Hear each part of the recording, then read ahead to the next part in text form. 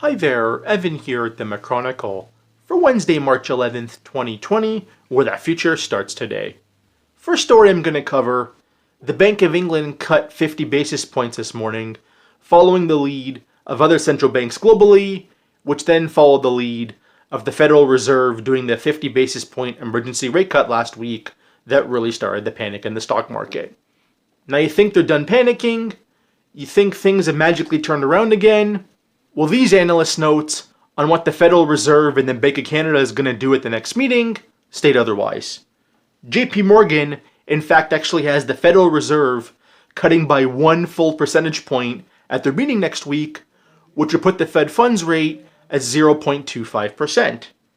And BMO now has the Bank of Canada cutting interest rates by 75 basis points at their next meeting in the middle of April, which would put the Bank of Canada overnight rate at 0.5%.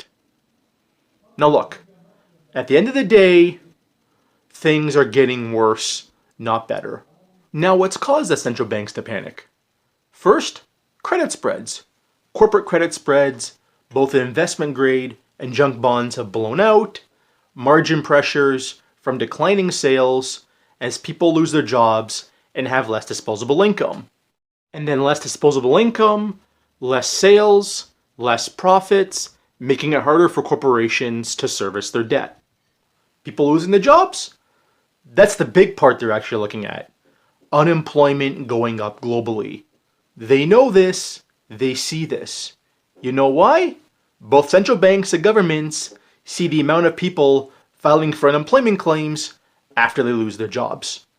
So when you see central banks panicking, just think economy turning down and unemployment starting to really rise. That's all there is to it. And the last story I'm going to cover today, and by the way, thank you to about the 20 or so people for sending me this. It was impossible for me to reply to you all, but on this video, I'll thank you all for your support. This is from a Financial Post video. This is Phil Soper, the CEO of Royal Lepage. Housing market best able to weather the coronavirus storm of all the economy sectors. Now look, at the end of the day, I'll keep this short and sweet. There's always that one quote at the top of every cycle as we're about to turn down that completely defines it. This right here, fair to say, I think will be that. Now flashback to early 2007, where then Fed Chairman Ben Bernanke laid this doozy on us, where he said that subprime is largely contained. Then of course 6 months after that, we're in the global financial crisis, and then in the worst recession since the Great Depression. Now for this stock market downturn, this doozy was from Bloomberg last week. Did you know that 2 weeks ago, hedge funds bought the dip? Yep, that's right. Hedge funds did the most amount of buying they've done in more than 2 years. Yep, they were snapping up tech stocks. Yup, they were picking the bottom in airlines. That's right, people. It was the bottom. They were buying the dip. But seriously, you see what I'm saying, right?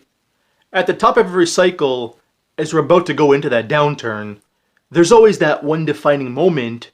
There's always that one quote that when we look back on it, we know it marked the top. This here, what Phil Soper said, looks like it's going to be that moment. And that's not even factoring in the 2 conferences we had in Toronto last month telling people to buy condos. The first one being by Brad Lamb. The second one was a real estate roundtable hosted by Remax and Great Golf. But seriously, when you look at this quote, when you watch this video, just go ahead and keep that in mind, okay? This video from Phil Soper, I'll leave in the description box below. That's all I'm gonna say. Smash that like button, leave a comment, subscribe, follow both my accounts on Twitter, and as always, my name is Evan. This is the Chronicle, where the future starts today.